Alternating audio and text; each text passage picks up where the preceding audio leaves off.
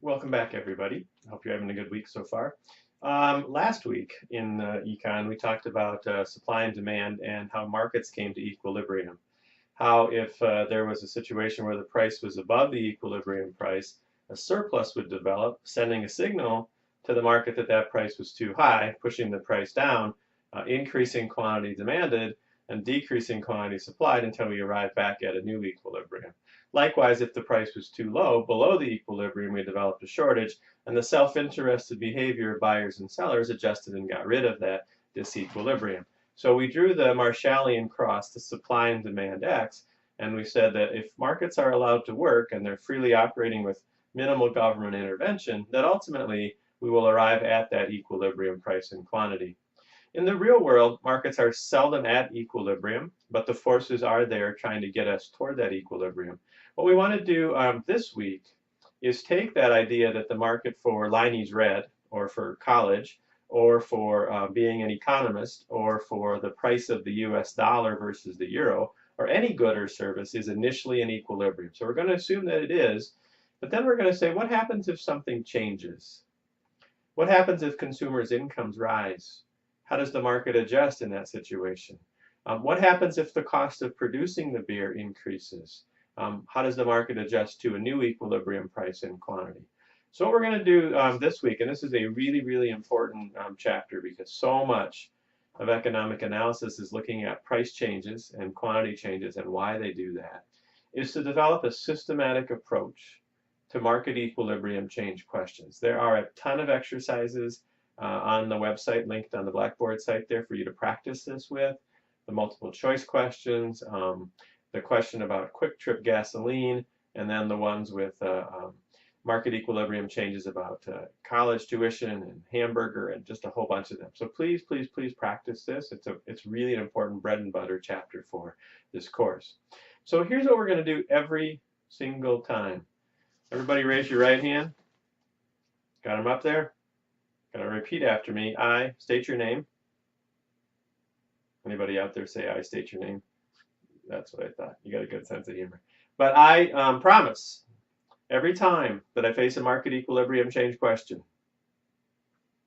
can't hear you. I promise every time I face a market equilibrium change question that I will religiously follow the following 3 steps as listed on page 1 of the week 5 or whatever it is, chapter 5, week 3 note set. I will, number 1, draw the X and label it. Assume that the market I'm dealing with is initially in equilibrium.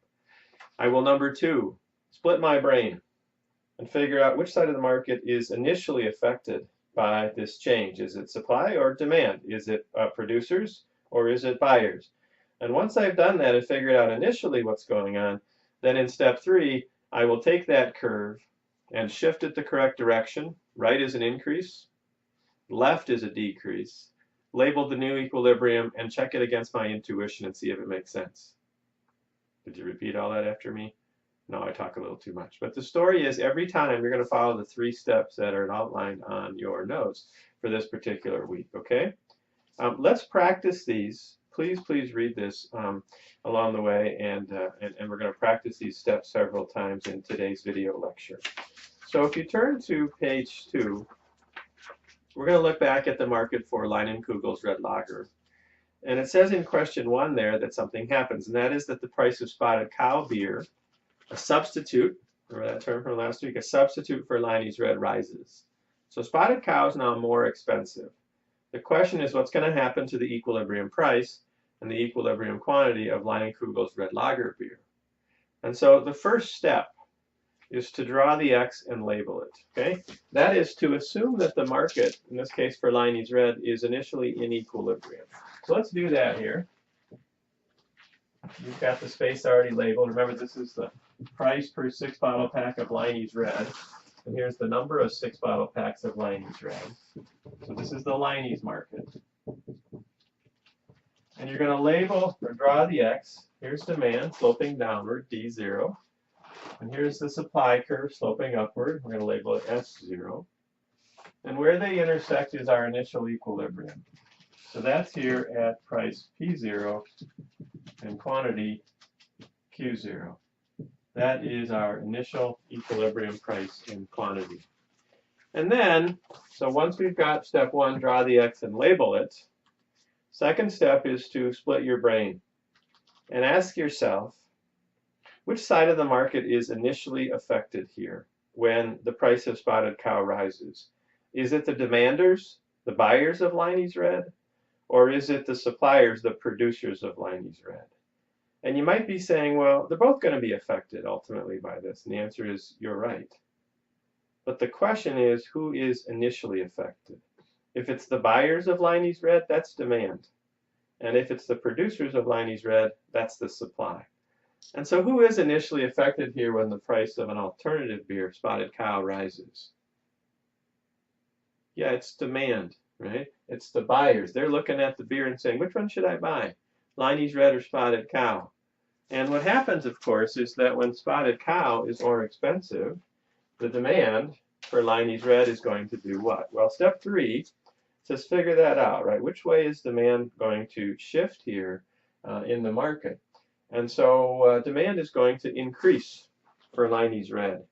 If you were filling in the blanks, by the way, in step two there, make sure that you put that initially the effect was on the buyers. And so in step three, we know that because Spotted Cow is now more expensive, that more people are going to buy Liney's Red at any price. And so the whole demand curve for Liney's Red will shift to the right, an increase in demand. Where's the new equilibrium? Well, the new equilibrium is where the new demand curve crosses the supply. And that's up here at combination E1. At a higher equilibrium price and a greater equilibrium quantity. So if you're filling in the blanks there, the new equilibrium is in a situation where the equilibrium price has increased and the equilibrium quantity has decreased. If you didn't take a moment to draw this graph on the graph above, please do so. But the answer is that higher prices and more quantity bought and sold for Liney's Red should be the outcome. Does that make sense? It should, right? Check it against your intuition. Does it make sense that when Spotted Cow is more expensive, that we would likely see more Liney's Red bought and sold? And the answer is yeah, because people are going to shift their demand toward Liney's Red. We would also anticipate that there's likely to be at least some increased price for Liney's Red because the firm can sell the beer for a little bit higher price. It costs more for them to produce more, and they can pass that on to the consumers who are willing to pay a little bit more for Liney's Red, given that Spotted Cow is considerably more expensive. So it works with our intuition, as economics obviously should if this model is a good model. Okay? So that is the first application of market equilibrium changes. We did three things. We drew the X and we labeled it. We split our brain and asked which side of the market was initially affected. And thirdly, we said, all right, shift that curve the correct direction. Right is more and left is less. Draw the new equilibrium and check it against our intuition. And it worked. Everything is as we would have anticipated. So we're going to follow those three steps every single time for market equilibrium change questions. Now, one piece of warning, and this is stated on your sheets several times here, and that is that with these kinds of questions, especially if I give you a multiple choice question on a quiz or an exam, it's tempting to jump to conclusions and to say, well, gosh, you know what, I think this is what's going to happen to the prices. There's more demand, price is going to increase. And then people might say, well, gosh, if price is higher, that would lead to less demand, so therefore shift the demand to the left. That's not what happened here, right? The story is you want to follow the three steps. Do not jump to the conclusion of what the outcome will be and then walk backwards. Start each step as appropriate and then come up with the conclusion that you anticipate and double check it. It will get you the right answer every single time. And that's what we're all looking for, right? To understand this model. All right, ready for another one? Let's do it. Before we do that, let me tell you a quick little joke. Do you guys know why they only have 239 beans in every bowl of chili? Because if you had one more, it'd be 240. It's true. My son likes that joke.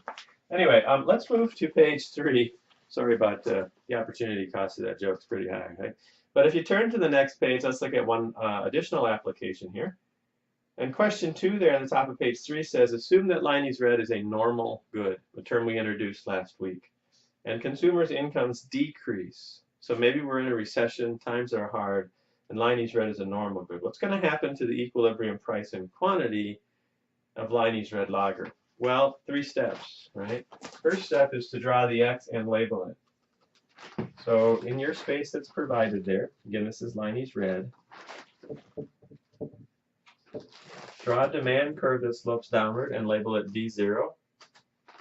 Draw a supply curve that slopes upward and label it S0. And where they intersect is going to be our initial equilibrium price, E0, and our initial equilibrium quantity, Q0. So that is our starting point. And then once we've done that, just hang on one second here. When we've done that, the second step is to split our brain and ask yourself, which side of the market is initially affected here? When consumers' incomes fall. Is it the buyers of the beer, or is it the producers of the beer? You're like, hey, both sides are going to be affected. The answer is you're right, but the initial effect is on the buyers, the consumers. They don't have as much income. And so if you're filling in the blanks there for step 2, who's initially affected? It's definitely the buyers. And then the third step is to shift that curve, that demand curve, the appropriate direction. So if it's a normal good, some goods, remember, are inferior, but if it's a normal good and people have less income, which way does demand shift? Demand shifts to the left, a decrease in demand. Normal goods, if you had more income, you'd buy more of it, like electronics and all of that, vacations and financial planning services, and you might go out to eat more at the restaurant and what have you. But when you have less income, demand decreases, and that's the story here for normal goods. People are probably going to buy something else besides Liney's Red, maybe a cheaper beer even, maybe Old Milwaukee or some crap like that. And so the story is that, maybe you like Old Milwaukee, nothing personal, it's just not the beer I like. But the story is that now, the new equilibrium is down here, right, where the new lower demand curve crosses supply.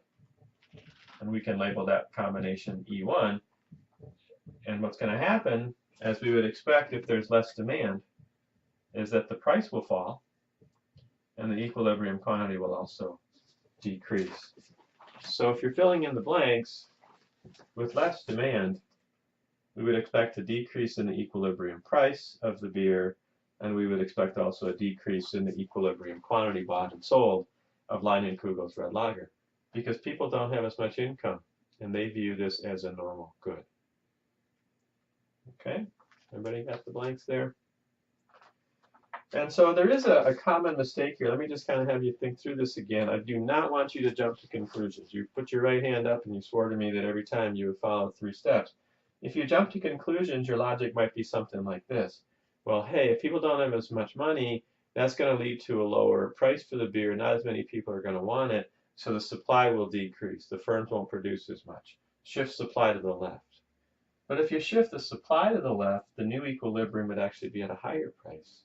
And we know that's not going to happen when people don't have the incomes to buy. So don't do that, right? Don't jump to conclusions. Don't kind of think about the outcome and then try to intuit it backwards.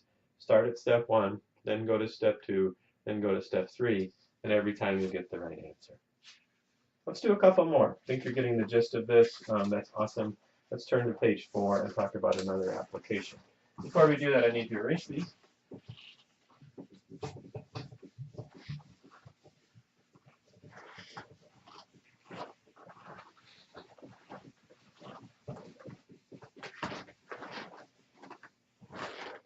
So, question number 3 says, ceteris paribus, in an attempt to reduce alcohol consumption, the government decides to increase taxes on Miller Brewing, which owns the Liney's brand name, for each 6-bottle pack they produce. So the government is jacking up taxes on Miller for each 6-pack they produce.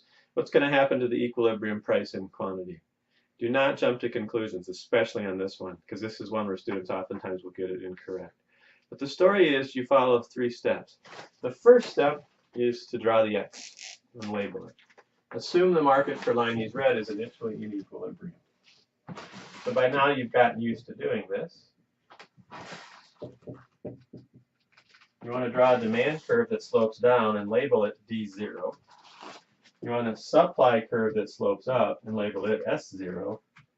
And where they intersect is the initial equilibrium. Price of P0 and quantity of Q0. We'll call that coordinate pair E0. And once we've got the X labeled and drawn, then what we need to do is split our brain. And we're going to ask ourselves which side of the market is initially affected here when the government taxes Miller, for the Liney's name, more heavily for each 6-bottle pack they produce. You're like, they're both going to be affected. The answer is right. You're right. You're right. But we need to figure out We need to figure out which side of the market is initially impacted. And the answer there is supply, right? If the government raises the cost of production, the initial effect is on the sellers. So if you're filling in the blank there, the initial impact is on the sellers, the producers of the beer. And then in step 3, say, okay, but which way does supply shift when there are higher costs of production, where the government is hitting the business more heavily with higher taxes?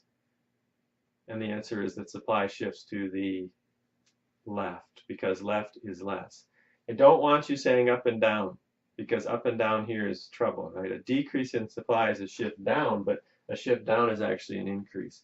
So a shift to the left is a decrease in supply. It says at any price, the firm can't produce as much because they're getting more taken away by the government.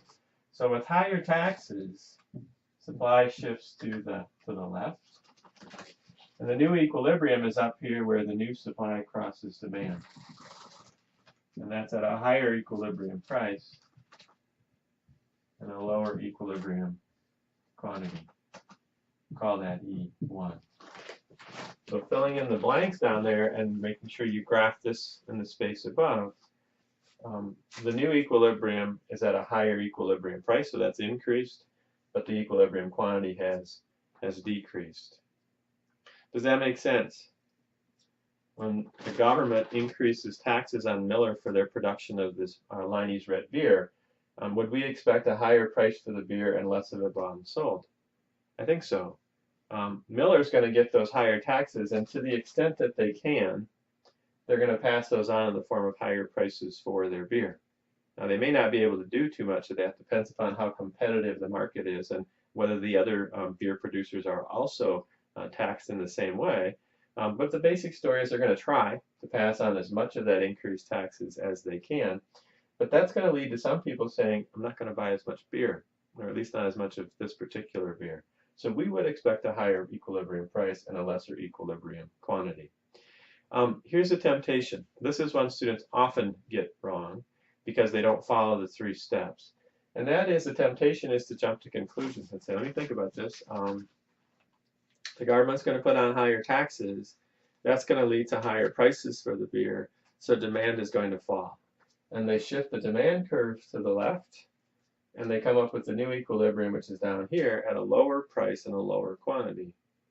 But that doesn't make sense, because the story is that with higher taxes on the beer, we're not going to see lower prices for that beer. We're going to see somewhat higher prices, but lesser quantity. So follow the 3 steps and don't jump to conclusions. In case you're wondering about something we did a little earlier in the class, and this is a good place to do this, is to say, how does the market get from E0 to E1? Let me just kind of tell you a story so you can kind of see the invisible hand of Adam Smith in action here, but you don't have to ever do this on a test or whatever. Suppose the price is P0. Let's suppose this price of beer is $7 for a 6-bottle pack. And initially, at that price, we got a certain amount bought and sold, whatever that is. When the supply decreases because of higher taxes, now the problem is that at $7, if you read across, the quantity that the firm can produce is less than the quantity that people want to buy. So we've got, at that old price, a temporary shortage, right? People want more beer than they're going to get at that $7 price. And so the market sends a signal and says, ooh, that price is too low, and pushes the price up, which then leads to a decrease in quantity demanded. So quantity demanded changes when the price changes, and that was because the whole supply shifted to the left. Some people won't buy the beer at $8 who would have bought it at $7. And at the same time, when the selling price increases, Miller can put more resources into producing more beer and then can have that situation where that shortage is eliminated when the market finally comes to rest at a price quantity combination called E1. Okay, so that's how the market adjusts. I didn't really talk about that along the way, but I thought you might be like, how do we get there? And that's just the Adam Smith, the invisible hand in action. Okay? All right. So let's do one more with this, and then we'll wrap it up in just a second and see what we can come up with. So page 5, another market equilibrium change question. And this one says, ceteris paribus, all else equal, if the cost of hops used to make Liney's Red falls. So hops become cheaper. What's going to happen to the equilibrium price and quantity in the Liney's Red market? And you follow 3 steps every single time. You draw the X first, and you label it. So here's the price of Liney's Red and the quantity of Liney's Red. And here's the X.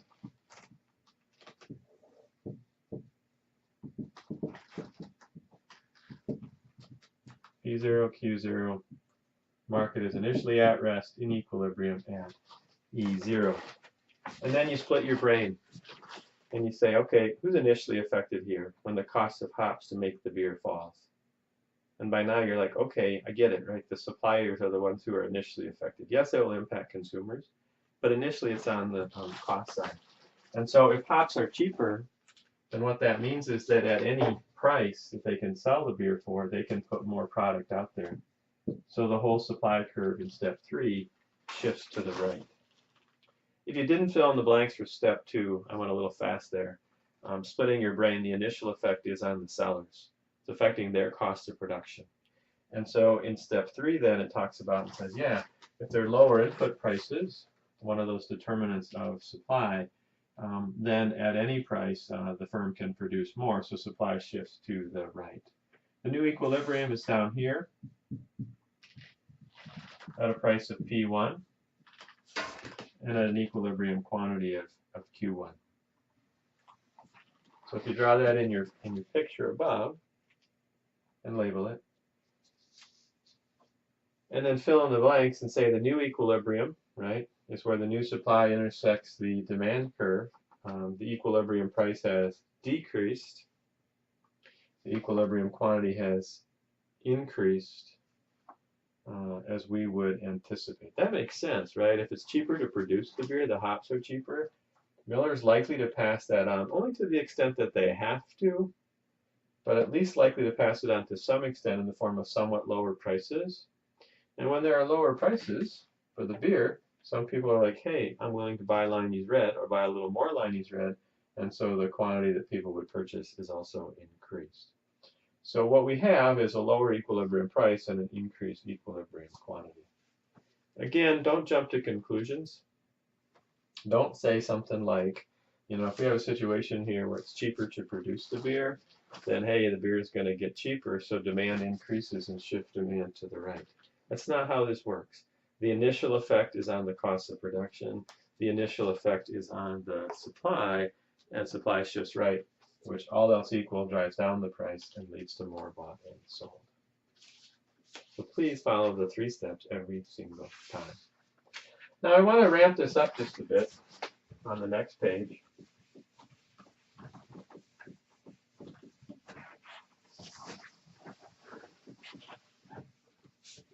And ask the question of what happens if there are factors changing simultaneously that affect supply and demand.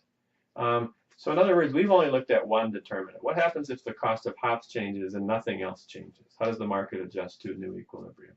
Or what if consumer incomes change and nothing else changes? How does the market adjust?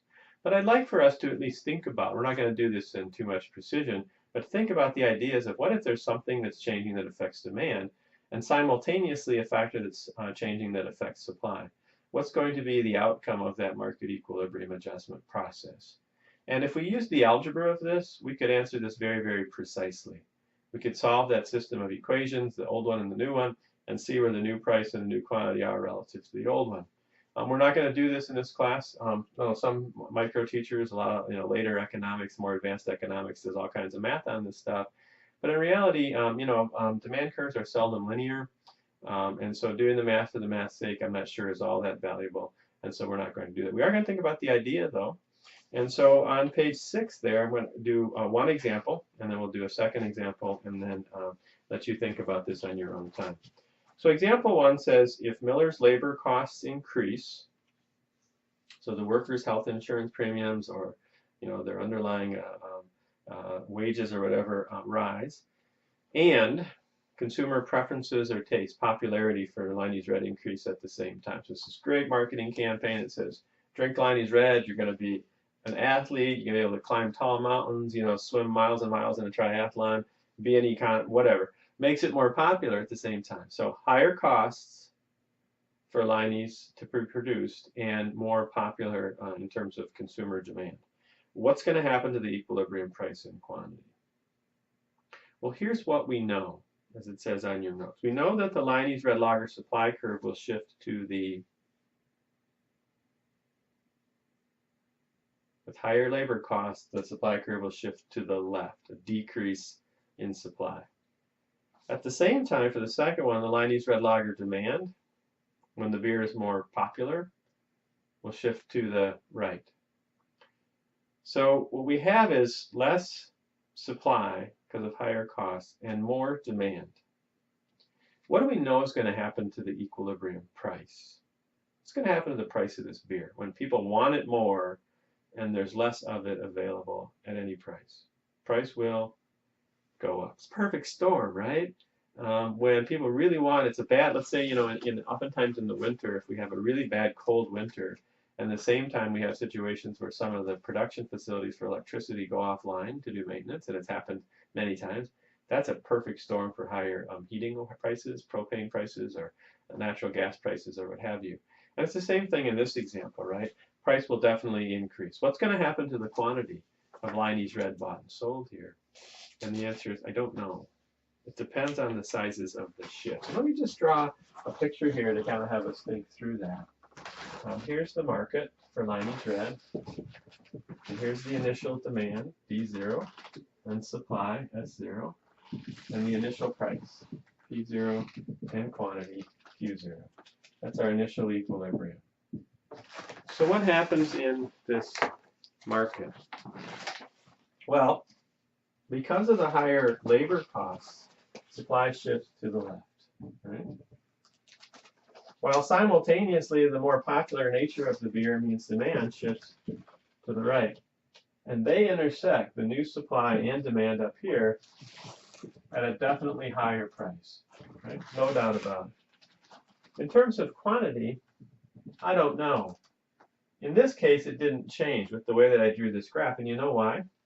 The shift of demand to the right, take a look at the board here, the shift to the demand to the right, was the exact same magnitude as the shift of the supply to the left.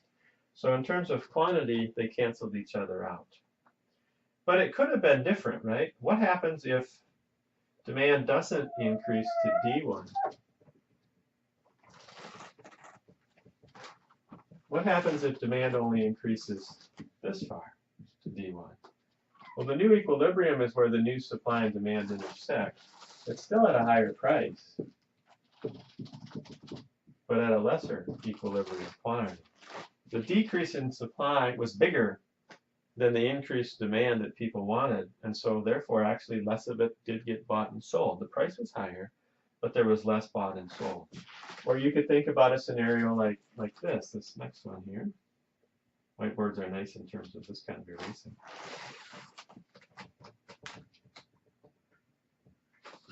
Plus they smell really strong. But the story is that what happens if we had a situation like this where supply, decreased to S1, but demand increased way up here. Everybody and his brother and sister wanted to drink Liney's Red. It was the rock solid, new popular drink, gotta have it, right?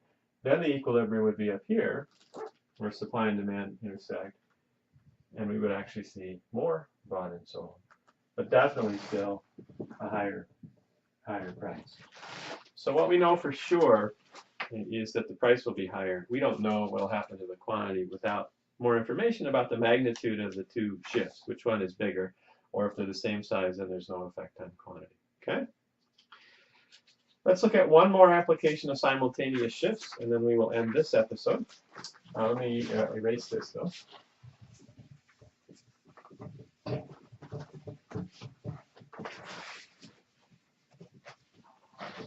And the second example on page 7 here looks at a situation where Miller's technology improves.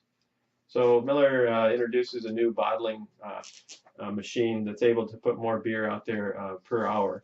And secondly, the price of pizza, a complement with Liney's Red, falls. So you have pizza with your beer, and the pizza is now cheaper. So we got to figure out what's going to happen when there's better technology and a lower price of a complement good, in this case pizza. Well, here's what we know, right? The supply curve of Liney's Red will do what? When there is better technology. It'll shift to the right, an increase in supply. What will happen to demand for the second blank? So supply will shift to the right. Demand, when we have a complement like pizza getting cheaper, what's going to happen to the demand for the beer? It's also going to shift to the right, because if the pizza is cheaper, then more people are going to eat more pizza, and they're going to want more beer to go with that, so the demand for the complement will also increase. So what's going to happen here? There's more demand, and there's more supply. What's going to happen to the equilibrium quantity, the amount of that pizza, the amount of that beer, sorry, Liney's Red, that's bought and sold, the quantity? Yeah, it's going to increase, right? People want it more, and there's more of it will get bought and sold. What's going to happen to the price of that beer?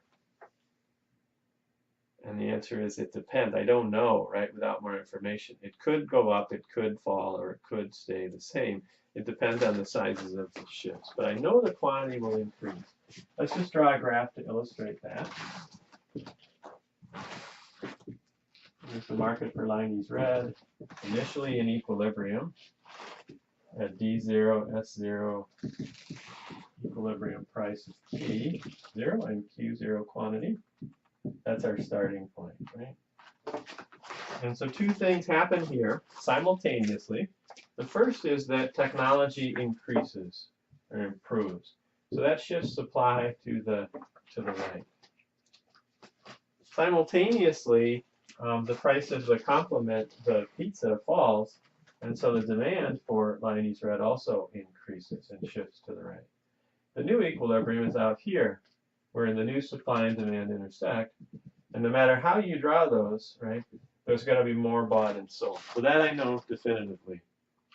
The impact on the equilibrium price is indeterminate. In this particular example, this first starting case, there was no effect. And the reason was that the sizes of the two shifts, technically the sizes up and down, but we're just going to say left and right, were of the same size, and so they canceled each other out in terms of the price effect. But that's not the only possible scenario, right? Suppose, for example, that instead of demand going out to that D1 that we had just a second ago, suppose that demand only increases a little bit. Right? Price of pizza fell, but not that much, and people drink a little more beer, but not that much. Then the new equilibrium is out here, still at a greater quantity than Q0, but actually at a lower price. The increase in supply, the increase in product on the market outstripped any growth in demand, and that led to a lower equilibrium price. Or you could surely think about a situation where suppose demand actually increased all the way out to this one instead of this small one. If that's the case, right, then where supply and demand intersect is still at a greater quantity, but the impact on price would be an increase. That makes sense, right? Yeah, there's an increase in product, an increase in supply, but the growth in demand more than outstripped that, leading to higher prices for this scarce resource, this Leinenkugel's Red Lager beer. So those are situations where there are simultaneous changes. I only did 2 examples here, and you did them with me. Obviously, there are 2 other cases. I mean, we did an increase in demand and a decrease in supply for the first example. We did an increase in demand and an increase in supply in this example. We could do a decrease in demand and supply for the third example, or we could do a situation where demand decreases and supply increases for the fourth example. So you should be able to think about all 4 of those possibilities in terms of doing simultaneous changes.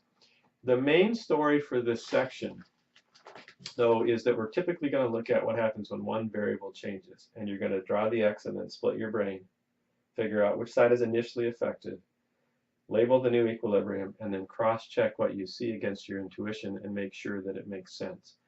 I strongly recommend that you practice this with lots of examples. So there are tons of them out there on the web, on my website, on Blackboard, for you to practice and make sure you can make this your own. Here's what I need you to do, because normally when I give you a question, a multiple choice question or what have you, I'm not going to draw, give you a space and say, hey, step 1, label it, step 2, split your brain, step 3. I'm not going to walk you through that one step at a time.